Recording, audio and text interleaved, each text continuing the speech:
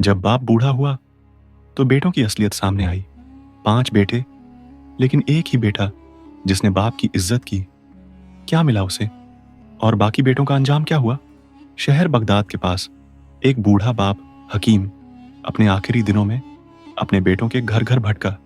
5 बेटे थे, सबने दौलत कमाई, नाम कमाया, मगर बाप की खिदमत किसी ने दिल से ना की।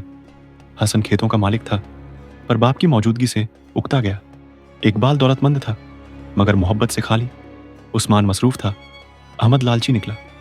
हर बेटे ने बाप को एक बोझ समझा, सिवाय सबसे छोटे बेटे अब्दुल्ला के, जो गरीब था, मगर बाप के लिए अपने हर दिनार और हर सांस कुर्बान करने को तैयार।